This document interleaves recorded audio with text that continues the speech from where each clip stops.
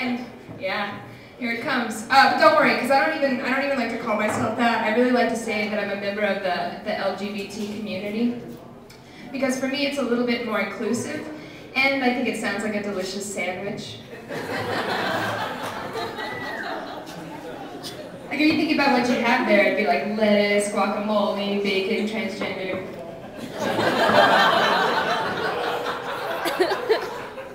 Sometimes there's a Q at the end of that acronym. It'll be LGBTQ, and that's even better. That's a lettuce, guacamole, bacon, transgender quesadilla. And that joke is fitting for Cazuelas. So I'm lettuce, and I have another piece of lettuce in my life, and I was actually really nervous about introducing her to my other lettuce friends because we just have a really strict hose before hose rule, and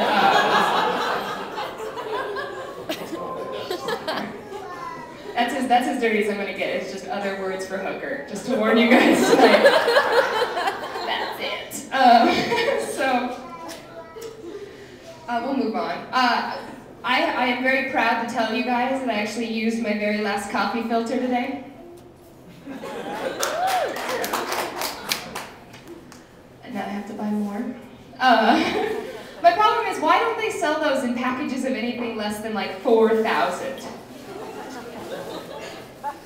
Like, were there ever coffee filters sold in sensible packs of 10? Probably, until somebody went down to the factory and was just like, Manager! I need more coffee filters! I am a military cook, and I have to literally feed an army. Do you know how far 10 coffee filters gets me? Oh, do the math. Carry the one. That's right, not even half of an army. I need more coffee filters. I don't know what kind of communist coffee filter corporation you think you're running here. Do you not support the troops? I need more coffee filters. And from that moment on, 4,000. So what I'm trying to tell you guys is I need to cut down on the caffeine. I like caffeine though. I feel like it strengthens my senses. You know what's up. I know. Don't worry. No more yelling. I'm done with the yelling. I think I'm done with the yelling. Oh my goodness. Yeah, I'm done. Don't worry.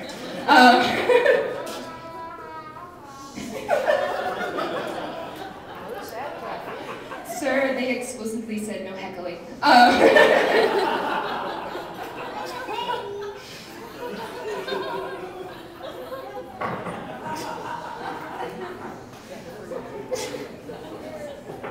I was driving on the highway today and a rock hit my windshield. Don't you hate that? What makes it worse is when it happened, I ducked out of the way. And because of the caffeine, I wanted to take it like one step higher. I wanted to like recline my seat back and play a whole Neo. I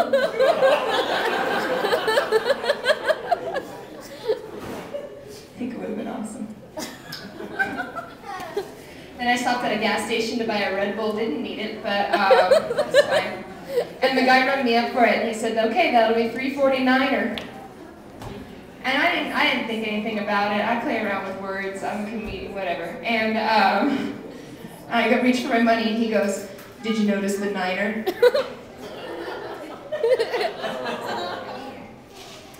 And he goes on to explain that he was in the military, not a cook, but still. And he was like, "Yeah, we use a code, and 9 in German means no, so we say niner." And call me crazy, but we haven't fought a German in a long time. I just think it's time to let it go. But I don't want to make fun of registered people. people, I love it. I think it's a hard job, especially because we have too many quarters nowadays. There's one for like every state. There's still bicentennial ones floating around. It's too many. They seem so easy to forge. Like, I'm just gonna march in there with a bag of tokens next time, and when I get called out on it, I'll just be like, haven't you heard of Peter Piper, Pennsylvania? Get away with it scot-free. Speaking of change, I live downtown, and Julie was talking about the homeless people too, and being downtown, there's a lot of homeless people, and I've just gotten to this point where I ignore them and I just try not to make eye contact with them. And I feel really guilty for doing this because I remember in the Bible there's a story that Jesus tells where he says, like, to his disciples, he's like, you know that homeless person you ignored? That was me.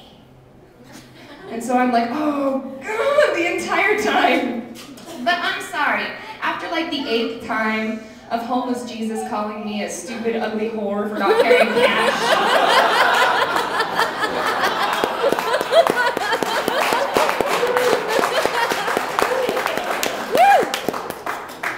draw the line somewhere. Speaking of Jesus, you guys know that miracle where Jesus feeds like the whole group of people with like a fish and a loaf of bread? That's crazy. Do you guys think it really happened? You can level with me. Level with me, crowd. What do you think? Yes or no? No? Yes? No? How big? Now, how big of a fish? That's a good question. It was a mahi-mahi. Not from that region, which makes it even more of a miracle.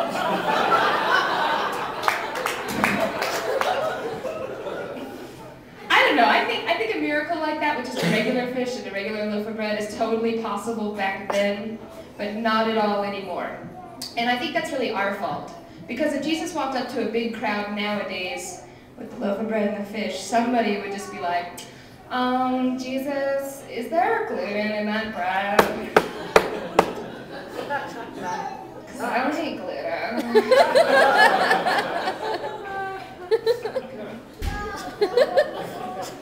I'm not a picky eater. I should be pickier, really. My friends, they eat organic food, and they tell me all the time about how I should be eating free-range chickens and grass-fed cows, because regular meat cows get each other sick, and then we eat them, and it sounds so tragic. But it does seem worse to eat the happy cows.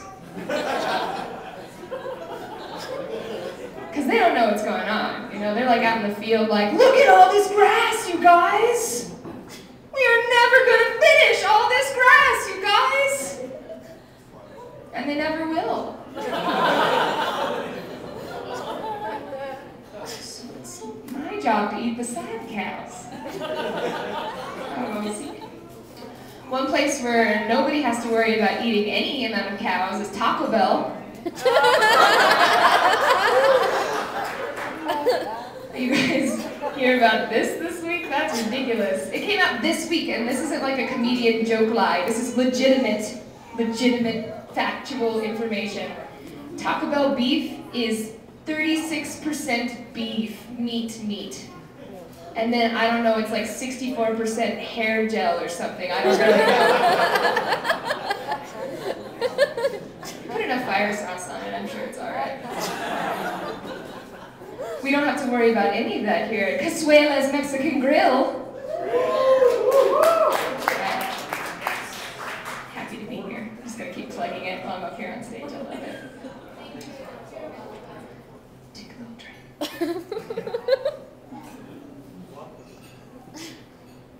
Hey, do you guys know Soylent Green is people?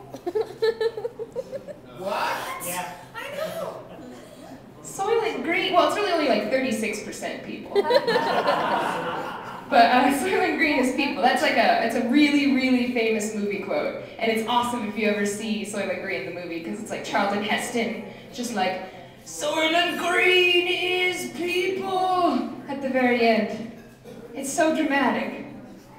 I'm like, I never get moments like that in real life. Like, I can't just grab somebody in the middle of Smith's and be like, my favorite magazine is People!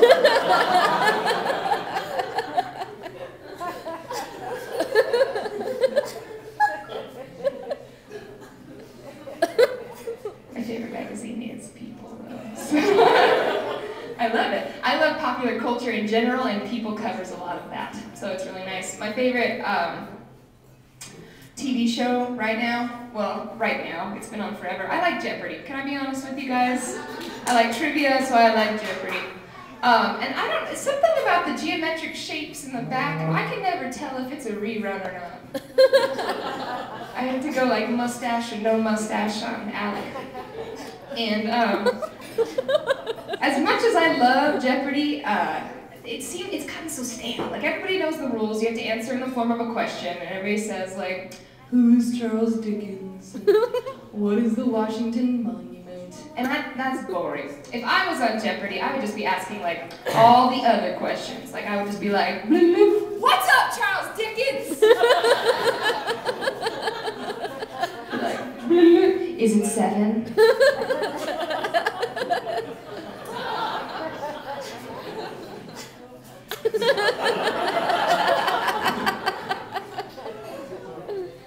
I don't think I'd win. There's a daytime television. Do you guys have jobs, or is anybody at home during the day? Level with me, Cazuela. There is a show on every day on ABC called Dr. Oz. And Dr. Oz used to be Oprah's pet doctor. And she would like bring him on, but now he has his own show, and it's great. This is the basic premise to every episode of Dr. Oz's talk show. He gets white, middle-aged, Midwestern women to come down on stage, and then he has them touching like real human organs, which in any other context would get you arrested. But on Dr. Oz, this is riveting television. And then he gets all of those. He finds a way to convince every single one of those white, middle-aged, Midwestern women that they're all dying from whatever he feels like talking about for that day. And I'm sitting at home and I'm just as convinced. I'm like, oh God, no! It was a rerun yesterday, and I had to talk myself out of having the swine flu again.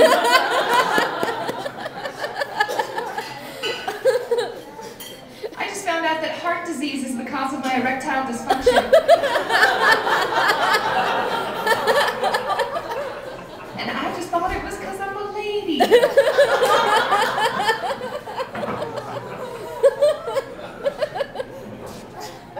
TV shows are awesome. TV commercials are just as like influential on me though. Like there's this one, and you guys have to be careful going home tonight too if you're drinking, because you know the commercial I'm talking about where the person who's been drinking and driving is drinking and driving whatever they've had to drink for the whole night. Olives and all. How embarrassing.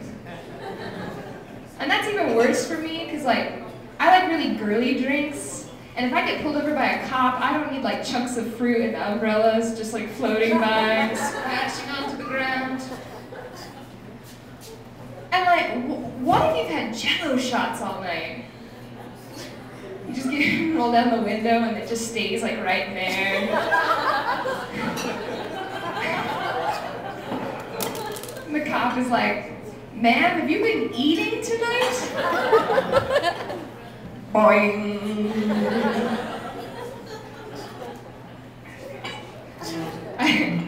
I've been trying to cut down on the caffeine, like I told you guys earlier, and I've been trying to cut down on drinking too, because the establishments where drinking happens are...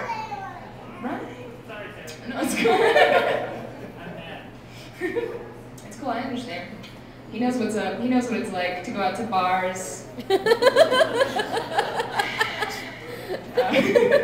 So when I'm out at bars, like the last time I was out at a bar, actually, this gentleman came up to me and he asked me for my phone number. And I was like, lettuce!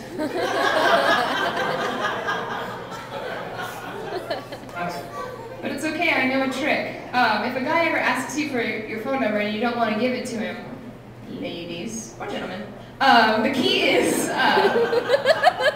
just give him your phone number, but go up one at the end so that you sound really natural. So this is what I did with this guy. I just looked him right in the face and I said, my phone number? Yes, it is 898-36010.